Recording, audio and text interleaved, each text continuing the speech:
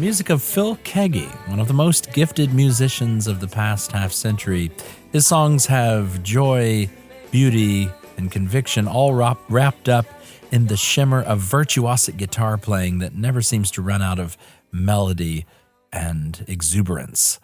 Stick around today. We'll take a look at this guitarist and vocalist and why you should check him out for yourself.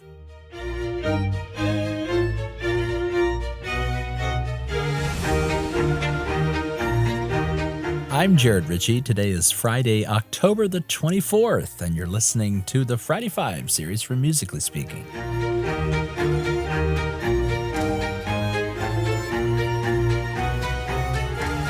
Well, jumping right in here this week. After taking last week off, I was chatting with a friend of mine about Jennifer Warnes and telling him I was eyeing doing an episode on Phil Keaggy, and Derek Hale said, you should just follow the straight-up template with Phil Keaggy's music, especially his Lewis As the Ruin Falls song. So I thought that's just what we'll do, is look at several points on Phil Keaggy.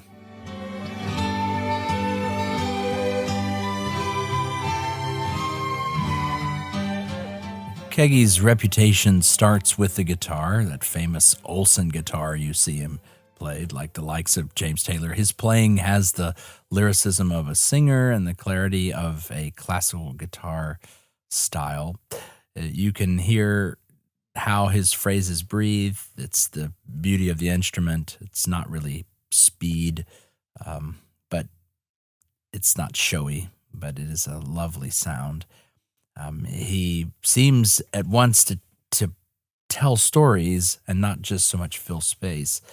And this was a little excerpt at the ending of a setting of C.S. Lewis's poem, As the Ruin Falls. If you don't know that work, I'll put a link in the show notes with him and Malcolm Guite talking about it. It's quite a fun piece if you're not familiar with it. But it's the guitar itself seems to pray between the lines of Keaggy's as he sings Lewis's poem. That's point number one. Keaggy, the guitarist. When I get home, I will see all the holy men I read about. Peter and John, James, Luke, and Paul, and Brother Tom without a doubt.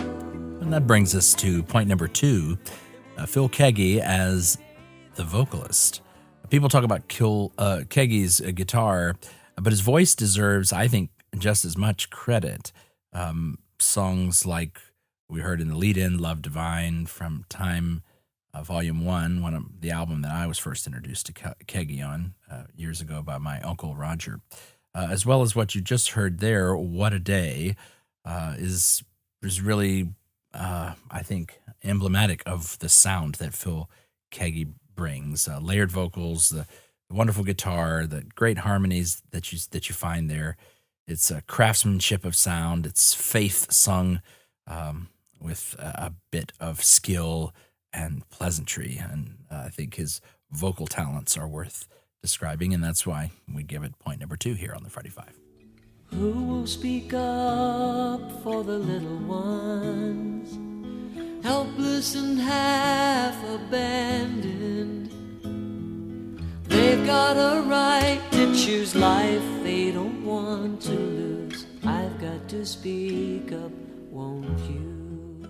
And that brings us to point number three. That's Phil Keaggy, the interpreter of texts.